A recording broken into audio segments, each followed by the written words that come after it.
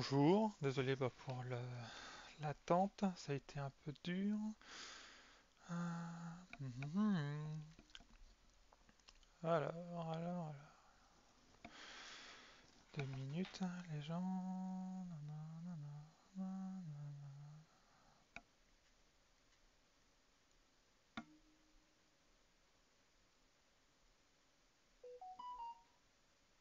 Oui, oui, oui. Pourquoi ça me met toujours ce réseau-là?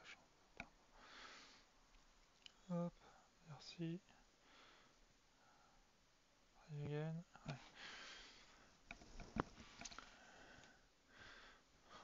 Bonjour les gens.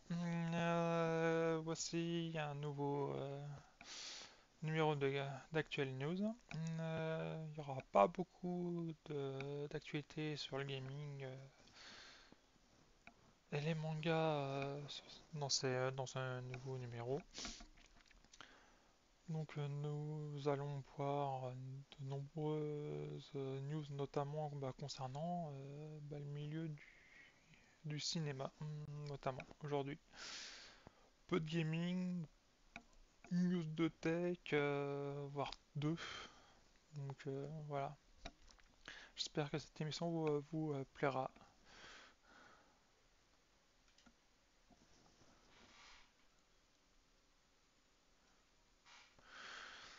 Nous commençons par sans doute la seule news gaming. Ce n'est pas Dragon's Dogma 2 ni FF7 Rebirth, un jeu vidéo de 2015 et celui qui se le vend le plus en Europe actuellement. Contrairement à ce que l'on pourrait penser, les joueurs sont vraisemblablement décidés de tourner le dos aux grosses sorties de ce début d'année en faveur d'un retour aux sources.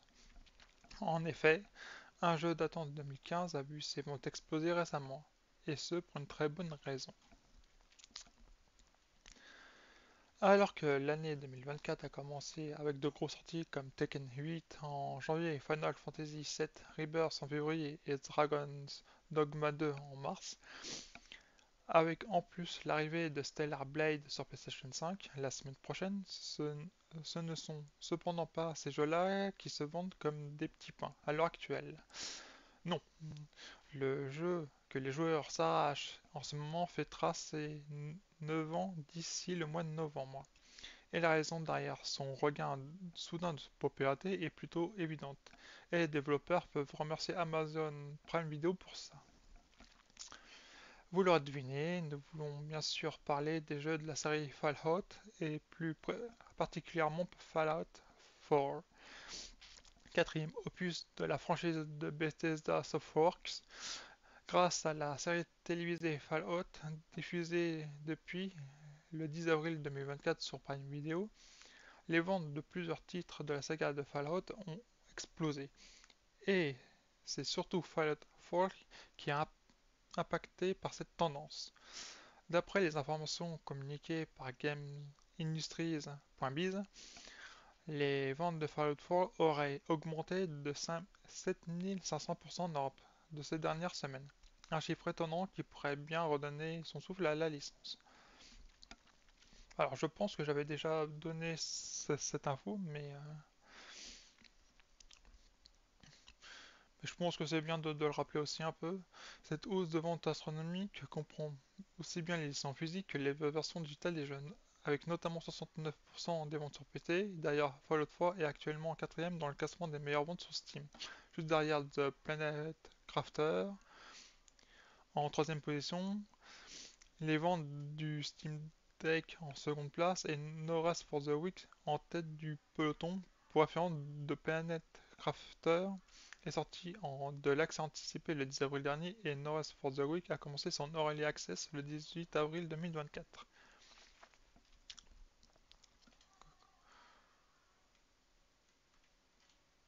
Donc, comme vous voyez là,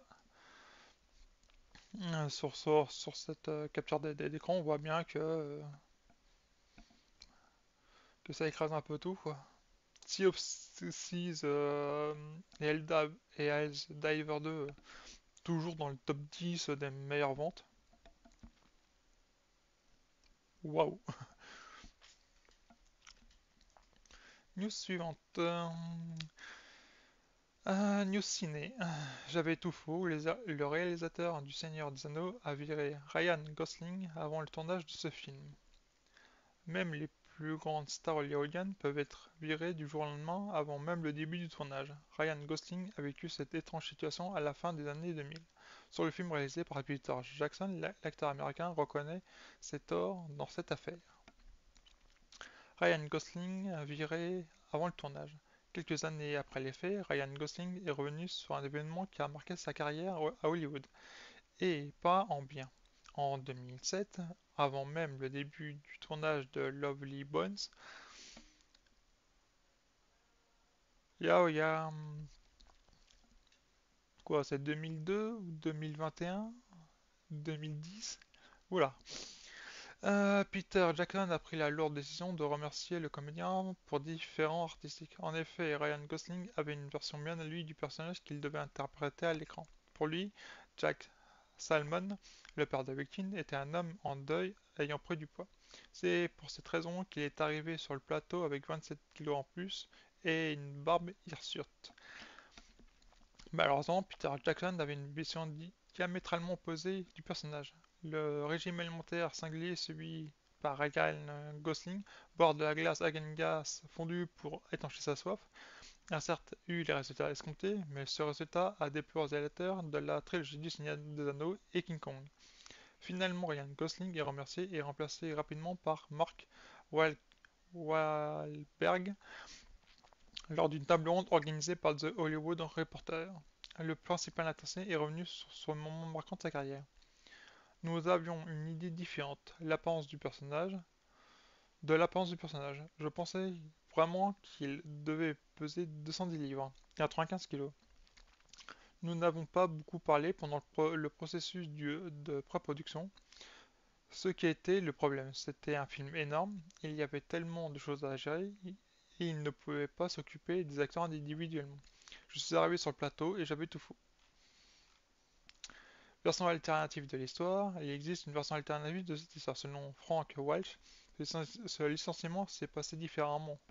Ryan Gosling lui-même ne croyait pas dans sa légitimité pour interpréter le personnage de Jack Salmon. Toutefois, Peter Jackson et sa collaboratrice, qui est accessoirement son épouse, se seraient entêtés car ils souhaitaient ardemment travailler avec l'acteur. L'avenir a donné raison à Ryan Gosling. Au cours d'une interview accordée à The Hollywood Reporter, Fran Walsh exprimait ce sujet. Ryan est venu nous voir 2, 3 fois et nous a dit: "Je ne suis pas la bonne personne pour ce rôle, je suis trop jeune." Et nous avons dit: "Non, non, non, non, nous ne pouvons pas. Non, non, non, nous pouvons te faire vieillir. Nous pouvons éclaircir tes cheveux." Nous étions très enthousiastes. Ce n'est que lorsque nous étions en pré-production que nous avions vu le casting là-bas que cela est devenu plus clair. Il était tellement mal à l'aise à partir de là, et nous avons commencé à sentir qu'il n'était pas dans la bonne personne. C'était notre aveuglement, le désir de faire en sorte que ça colle avec lui, quoi qu'il arrive. Fran Walsh. Hmm. Nous suivante, Leonardo DiCaprio jouera la star de la musique dans le... Non, je recommence. DiCaprio jouera une star de la musique dans le prochain film de Martin Scorsese.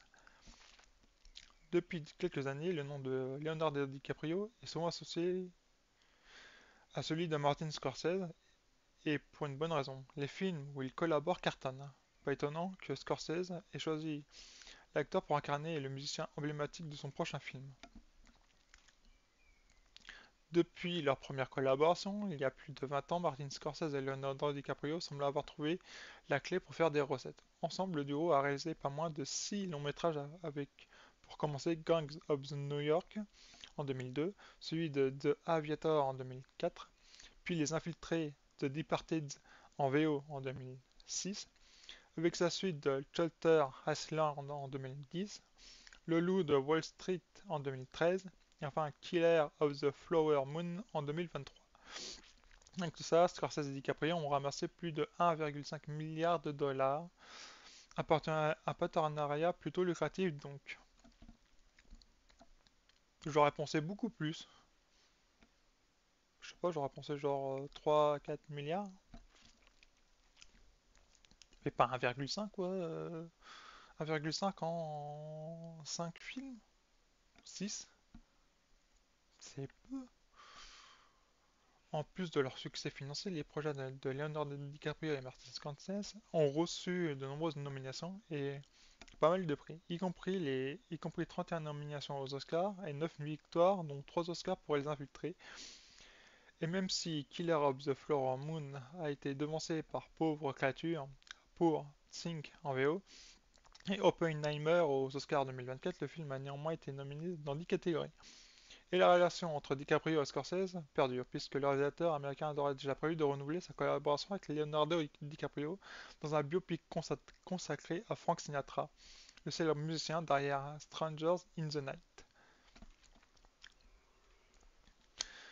D'après Variety, Martin Scorsese travaillerait déjà sur ce biopic il y a quelques années, mais a été contraint de l'abandonner en 2007 car la famille de Frank Sinatra ne voulait pas lui accorder les droits de l'image du chanteur. D'ailleurs, la fille du musicien, Tina Sinatra, n'a toujours pas donné son accord, mais on dirait bien que Scorsese compte sur la popularité récente des biopics pour faire pencher la balance. En effet, les biopics ont la cote depuis quelques années à Hollywood, avec Elvis qui met Austin Butler dans la peau du King en 2022, Maestro qui voit Bradley Cooper incarner le compositeur Leonard Bernstein en 2023, mais aussi Bob Marley et One Love qui a rencontré un succès à ce début d'année avec Kingsley Ben Hadir dans le rôle du célèbre musicien jamaïcain.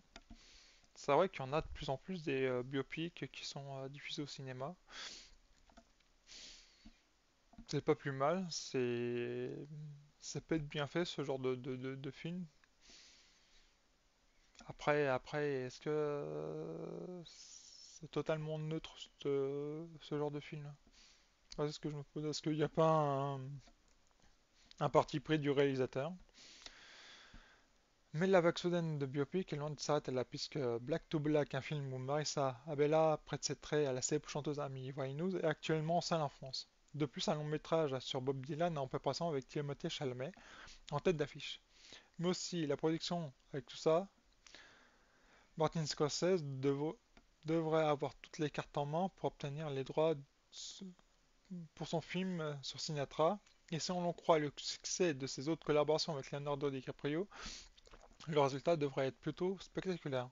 En attendant, vous pouvez retrouver plusieurs de leurs films sur MyCanal, comme of the Flower Moon et Le Loup de Wall Street, mais aussi sur Netflix qui propose Shutter Island dans son catalogue.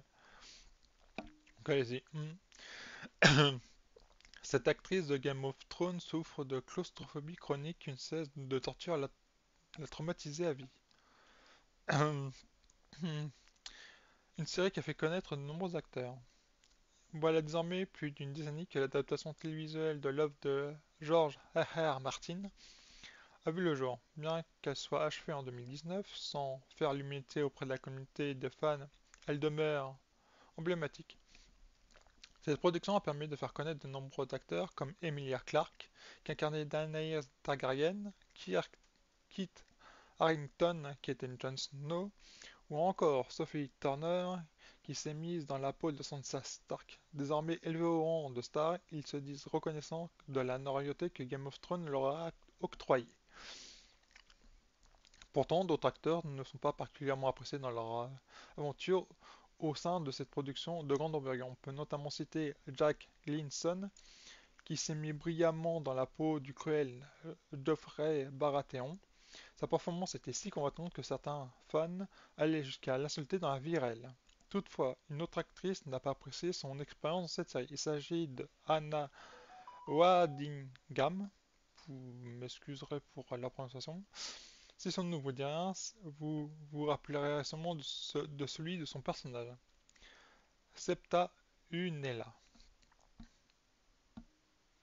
Je connais même pas. Torturée dans la série, elle ne garde pas un bon souvenir du tournage. Si vous n'avez pas visionné l'intégralité de la série Game of Thrones, nous vous conseillons d'arrêter ici la lecture de l'article. Le personnage incarné par Anna Waddingham est celui qui a fait défiler Cersei Lannister nue dans les rues de Port-Réal en scandant Infamie, Shame en VO, avec une petite cloche. Son personnage connaît une mort lente et douloureuse via la vengeance de celle qui est devenue reine des sept royaumes. Toutefois, la scène semble avoir été presque aussi désagréable pour le personnage que son actrice, comme l'a indiqué dans une interview.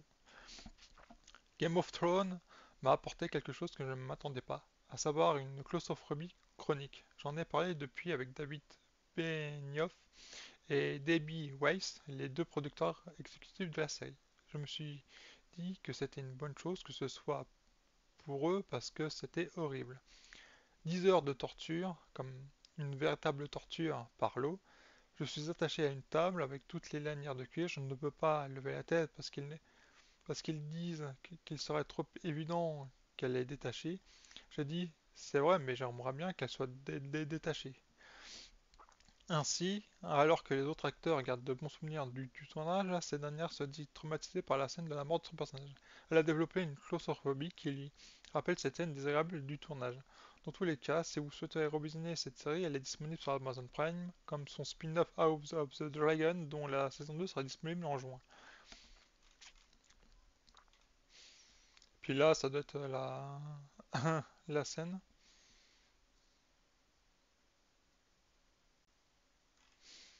Mon Dieu. Quand un Tarantino a commis une erreur sur le film Kill Bill, il ne la refera plus jamais. Tiens, tiens. Quand, Quentin Tarantino et sa filmographie culte. Indéniablement, Quentin Tarantino fait partie des meilleurs réalisateurs, producteurs et scénaristes de tous les temps. Selon un bon nombre de cinéphiles, difficile de passer à côté de ses œuvres comme Pulp Fiction sorti en 1994, Reservoir Dogs qui a vu le jour 2 années plus tôt, ou encore la saga Kill Bill. Pourquoi Bill Kill? N'importe quoi. Ces réalisations sont toujours viscérales et violentes, ce qui marque durablement les esprits des spectateurs du monde entier. Sa filmographie n'est pas aussi vaste que celle d'un grand nombre de réalisateurs, mais ses productions ont toujours le mérite d'être de grande qualité. Toutefois, bien que ces films soient encensés par la critique spécialisée et les spectateurs, Quentin Tarantino estime avoir commis une erreur lors de l'écriture de l'un de ses longs métrages les plus cultes. Il s'agit de Kill Bill, où il a annoncé ne pas vouloir reproduire ce qu'il avait fait à l'époque, une déclaration qui peut sembler étonnante pour un film aussi apprécié par ses fans. L'erreur, son erreur. Kill Bill met en scène une femme qui s'est jurée de venger ses anciens coéquipiers qui ont massacré sa famille et ruiné son mariage. Le scénario était tellement ambitieux que Quentin Tarantino a décidé de mettre en scène cette histoire en 2 longs métrages. L'élaboration de l'histoire de cette jeune femme lui a échappé et est devenue beaucoup plus grand qu'il ne l'aurait sauté. Pris dans l'écriture du scénario, le tout est quasiment devenu un roman. Mais littéralement, au moment où j'ai fait Kill Bill, il était tellement rempli de prose que j'ai commencé à comprendre pourquoi les gens écrivaient un scénario et en font d'un montage un plan. En fait, dans Kill Bill, j'écrivais un roman. Depuis Kill Bill, le cinéaste de 61 ans s'est juré de garder le contrôle de sa création. J'ai mis un point d'honneur à ne plus faire ce genre de choses. Je me suis efforcé de ne pas faire ce genre de choses.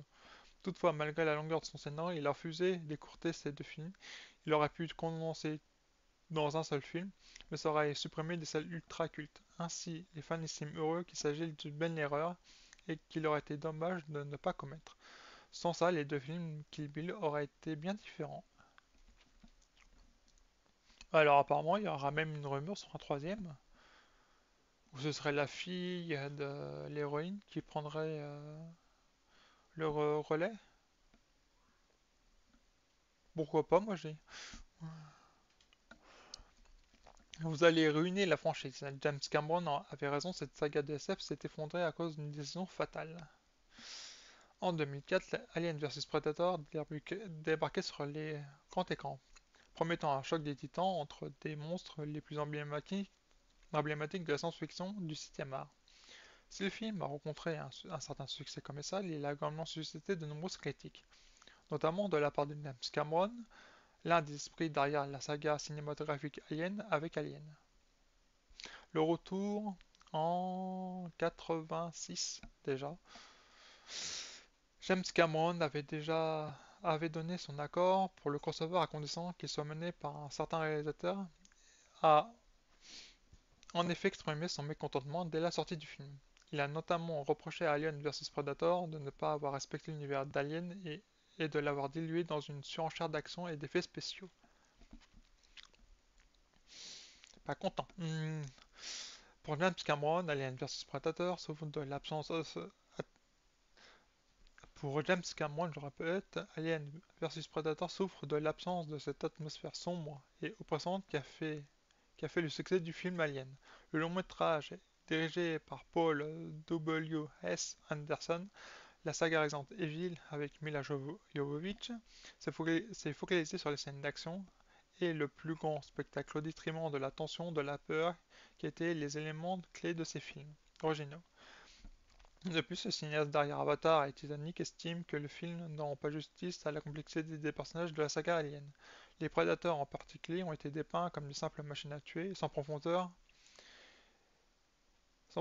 et la culture qui les caractérise dans les films Predator et Predator 2, réalisés respectivement par John McTiernan en 85 et Stephen Hopkins en 90. Un impact négatif sur la franchise. L'échec critique et commercial relatif d'Alien vs Predator a eu un impact négatif sur la franchise Alien. Après la sortie du film, il a fallu attendre 3 ans pour voir en salle sa suite directe, Alien vs Predator Requiem 2007, et encore 5 ans de plus pour voir un nouveau film Alien sans Predator sorte au cinéma avec Prometheus en 2012. Si Prometheus a rencontré un certain succès, il a également eu un impact négatif sur la saga Alien. Et Alien Covenant 2017 n'a fait qu'empirer les choses. En forçant les ayants droit à mettre en pause la franchise pour un temps, finalement le xénomorphe entra de nouveau les salles obscures en 2024 dans Alien Romulus, réalisé par Fede Alvarez avec Kelly Spaeny, donc, qui joue dans Civil War dans le rôle principal. Ouais, c'est vrai qu'à force de tirer trop sur la corde et à ne pas vouloir faire des films complexes et sombres et machin, uniquement pour un spectacle, oui, je peux comprendre le point de vue du réalisateur. Mm. On passe aux news tech avec Tesla qui baisse enfin les prix de la Model 3 en France en réponse à la perte du bonus écologique. Tesla vient de baisser le prix de sa Tesla Model 3 en France, 3000 euros pour la version à propulsion et 2000 euros pour la grande autonomie en transmission intégrale. Tesla a revu à la baisse le prix de sa Model 3 en France en positionnant la version propulsion à 40 000 euros et de la grande autonomie à transmission intégrale à 49 000. J'arrondis. Voilà. Donc c'est une baisse. C'est par rapport au.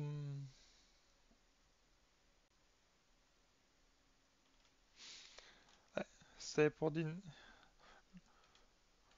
Je vous donne juste la news à la baisse après. Voyez. On termine par une news tech assez triste. En tout cas pour moi. Bah, suffit de voir pourquoi.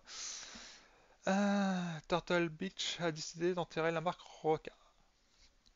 Hmm. Créée en 2006, Roca propose de nombreux périphériques pour nos PC principalement consacrés au gaming. La gamme dispose de claviers, de souris ou encore de casques audio plutôt qualitatifs. Si bien qu'en 2019, Turtle Beach a procédé au rachat de la marque. Ainsi, près de 18 ans d'activité, Roca va finalement disparaître. La confirmation est tombée par le biais d'un communiqué mis en ligne par Turtle Beach. L'entreprise souhaite se focaliser sur une seule et unique marque à l'avenir. Cependant, cela ne veut pas dire que les produits Roca disparaîtront pour autant. C'est l'unique bonne nouvelle. On comprend que les accessoires les plus populaires ne changeront tout simplement de nom, en optant pour la dénomination Turtle Beach. Donc plutôt. J'aimais moi hmm, le logo, j'aimais bien comment dire, l'image de marque de Roca qui était plutôt badass, je dirais. Un félin comme ça, un nom court. C'était pour moi le combo gagnant et leur produit est bon quoi. Donc faut voir après, pendant pour les mises à jour. Sur Roca, on a un petit logiciel pour notamment bah, l'éclairage, le DPI de la souris et ainsi de suite. Est-ce que il faudra retélécharger un logiciel Turtle Beach ou avec une mise à jour ils vont tout rebrander? Voilà, bah une news un peu quelque peu chafouinante on va dire. Voilà, c'est tout pour aujourd'hui les gens. En espérant que cela vous a plu.